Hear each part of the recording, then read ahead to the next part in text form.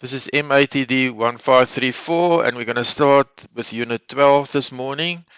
It's more about functions. This is a very important unit for us because we go a little bit deeper into functions, and we want to look at the reflections and the inverse and so on. So this morning is more about like an introductory lesson, but we need to go through it.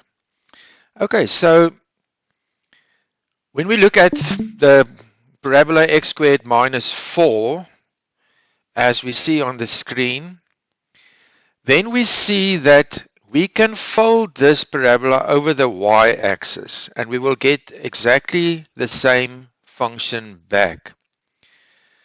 Okay, so that means that this function, okay, first of all, it is a function because if we draw a vertical line, it will definitely go through the graph only once. So it is a function. Okay, that's the first thing that we must just look at. But we can see that if we have a point on this side, there will be a point on the other side with the same distance from the y-axis, exactly on the same height. So meaning this graph is symmetrical with respect to the y-axis. Now, let us say we have x is equal to, let's make it 4. If x is equal to 4, then if we substitute the 4, we'll get 16 minus 4, we'll get 12. So around about there, okay, 4, 12. We have used this actually before, but we're going to look a little bit more into it.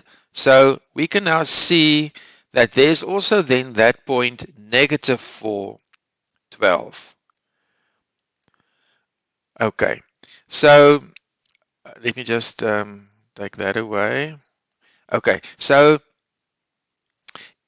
if we again look at the distance from the 4 to the y-axis, it's 4 units, and the distance from the y-axis to the other point is 4 units. So this graph is symmetrical with respect to the y-axis. We can reflect this point over. The important thing, what we must note is what is happening. We can clearly see that if we look at the coordinates, the only thing that has changed is that the x-coordinate became negative the x-coordinate it was before. And that so in other words, if we reflect points through the y-axis, if a point is reflected through the y-axis, and it is of course symmetrical with respect to the y-axis, then the only thing that is going to happen is that the x-coordinate will become negative. This is what we indicate here in the bottom here in the little square block. So reflection in the y-axis, just change your x-coordinate with the sign. So 412 will become negative 412, or negative 412 will become 412, depending on from which side you start. Okay, so I've not indicated a graph that's symmetrical in the x-axis, but what we then definitely also must know is that when we reflect into the x-axis, because this is a bit of old news for us, we just, as I say, this is just the introductory, this is the basic stuff that we must know again, but we just go over it quickly. So if we look at the x-axis, the same thing, but just now for the y-coordinate. So the y-coordinate will change the sign. Okay, and then some of you have done this before and some has not. So if you look at symmetry in the origin, then both signs change. So when a graph is symmetrical with respect to the origin, both the x and the y coordinate will then just change. Now, symmetrical in the origin is also when you do a 180 degrees turn. So when you take a graph or an image of a graph and you turn it through 180 degrees. If you draw a graph on your piece of paper, you take the paper, you turn it through 180 degrees, and your graph looks exactly the same, then that graph is symmetrical with respect to the origin. Okay, so that's the three symmetries that we for now are going to look at. We're also going to do the inverse, which is very, very important. But for now, if we talk about symmetry, what you must remember is you must check for symmetry in the y-axis, you must check for symmetry in the x-axis, and you must check for symmetry in the origin. So you must know exactly what is happening. Okay, so here, if we look here, this first graph is therefore symmetrical in the y-axis. That point there will just change in the x-coordinate. The second one is symmetry in the x-axis because the point there will just change with the y-coordinate. Say it was now 4, 2, it will be 4, minus 2. If we look at the circle, we see this circle is interesting, and we've just did the circle. Right? So this is interesting because this circle has symmetry in the y-axis, it has symmetry in the x-axis, and it also has symmetry in the origin. Because if I turn the page, if I draw a circle on a page and I turn the page 180 degrees, we're going to have exactly the same circle back. So a circle has then is then also symmetrical in all three of these. The circle actually has more than that symmetry. It also has symmetry in the y is equal to x, y is equal to negative x. So actually a circle has 5 symmetry axes. But for now we do these three. So we're just concentrating on these three. Okay, but listen now. I'm going to move this to the top now.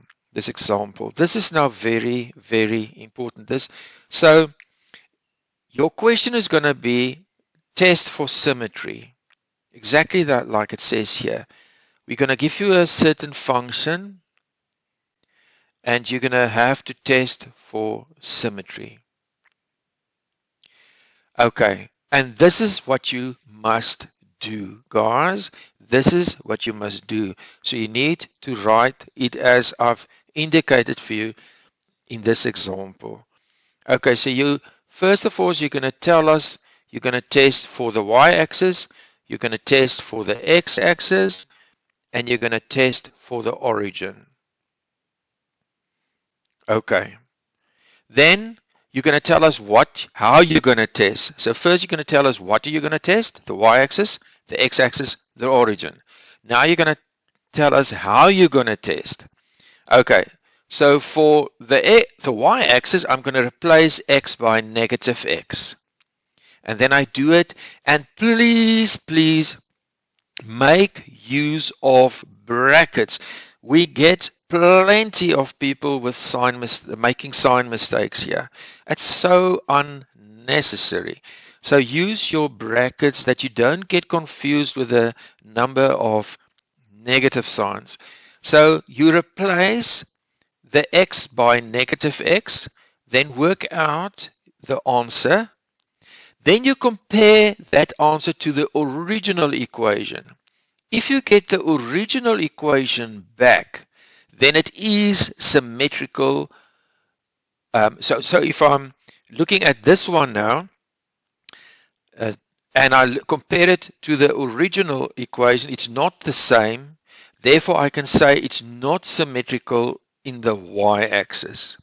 If I go to the x-axis, then I replace y by negative y.